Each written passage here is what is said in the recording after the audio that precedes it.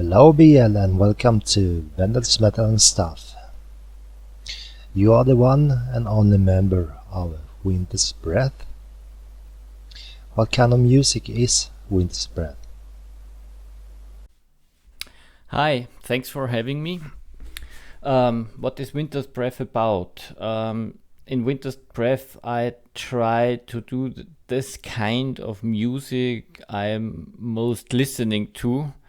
And if you are following me since I started, you know that I'm more or less based on the 90s black metal stuff, and this is what I try to do in my way. So I'm not trying to copy old versions of songs or old versions of style. I try to use it, or I try to make the kind of music I am listening most to in the way I can, which means I'm not the perfect guitar player, I'm not the perfect musician either. I try to do it in my way and in the way I can do it. So this is what Winter's Breath makes music, or kind of music makes.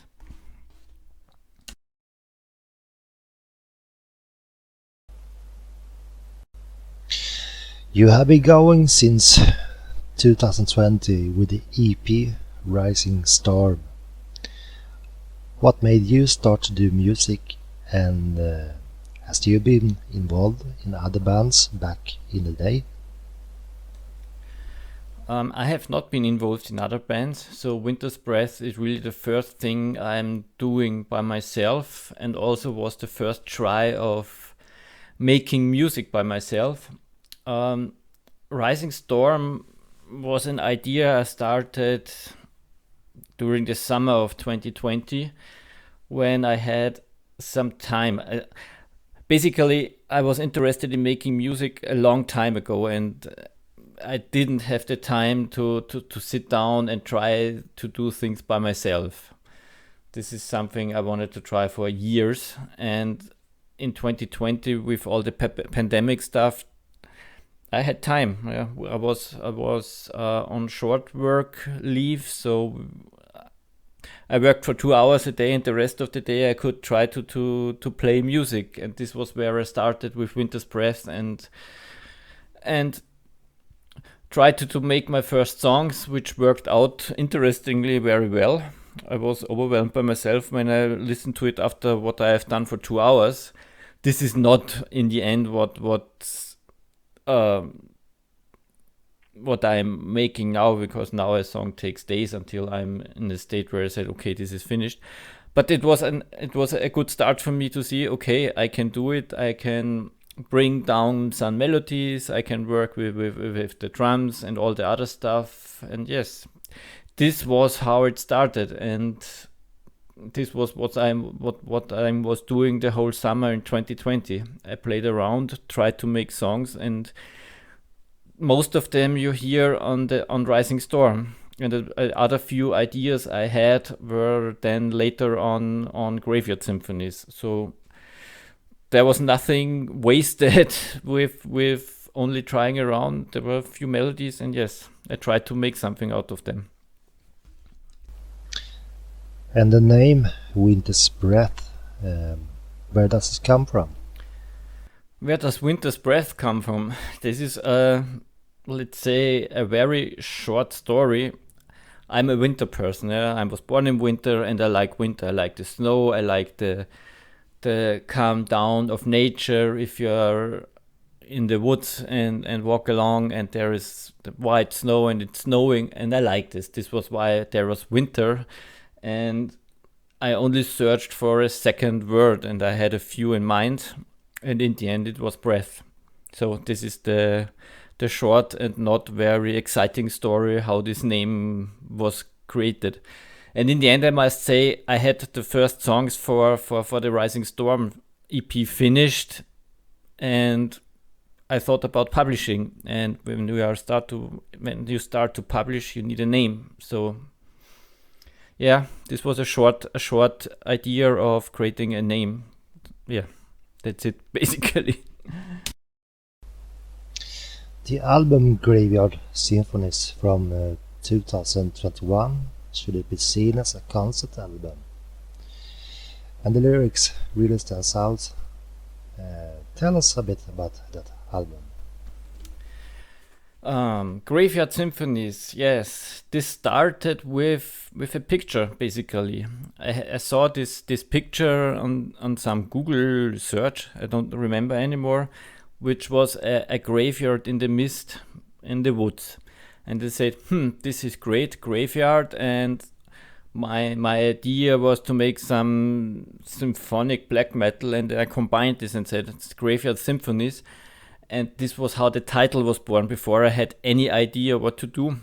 And this was the route I wanted to go, Graveyard Symphonies, and I wanted to write some songs and build the lyrics around this title. So it was not a concept album basically on creating content which was combined, but the idea was, yes, to build stories around graveyard, and always in every story have something to do with a graveyard, or have it only only some lyric parts which refer to a graveyard.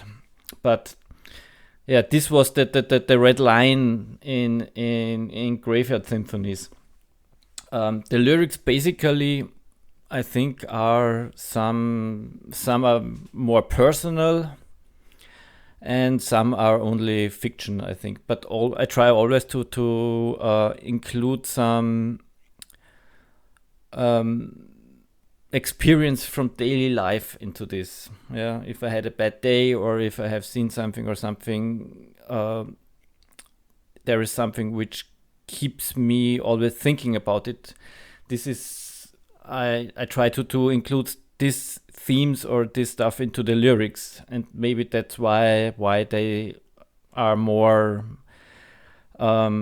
context based than maybe other bands would do it. But I don't know.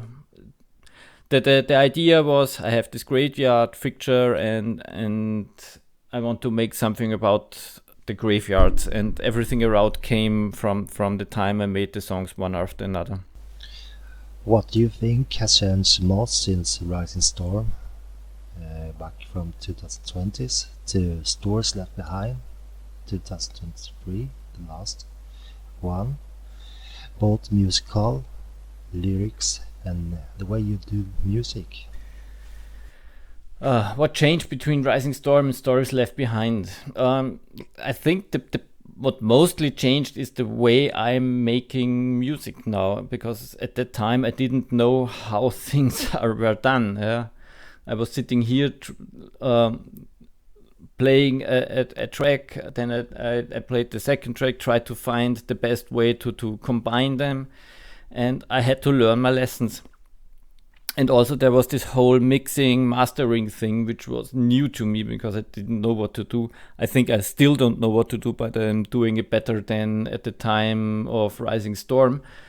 But yeah, I had to learn a lot of how music is made, and I think I still know nothing about this, because every time you're looking at some articles or looking at some YouTube videos, everyone is telling a lot of stuff how you can make things better.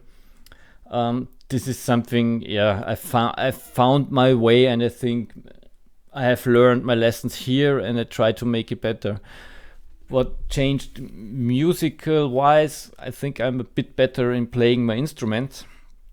Even I'm not the best one, because I don't have the time to practice a lot, so I'm working with that what's there.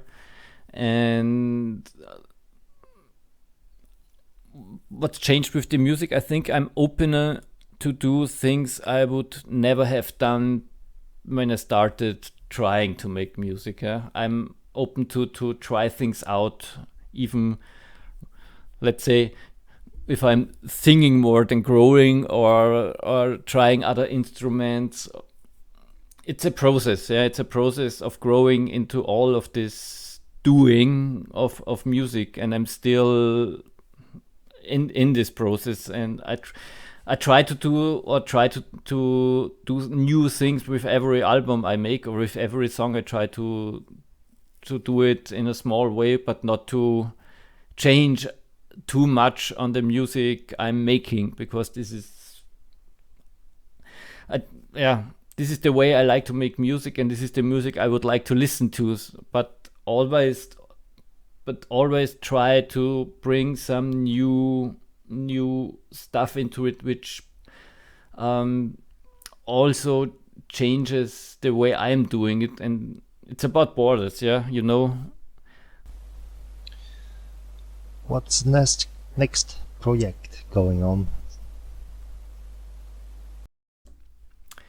The next project is the one with Withdraw, which I already finished my part. I'm waiting for his, and then we have to finalize lyrics and the covers, and then I think we will release it in autumn. And there I'm working on the continuation of the Undead EP, but this is something which will not be around 2024. I've learned to give some time to the music, and also if I think I'm finished, I'm giving the time to be finalized. Some in the past, sometimes I thought things are ready and put it out, and in the end I thought, okay, this could be better, that could be better, and these mistakes I don't want to do anymore. So sometime next year, but I think everyone will see when there are the first infos coming.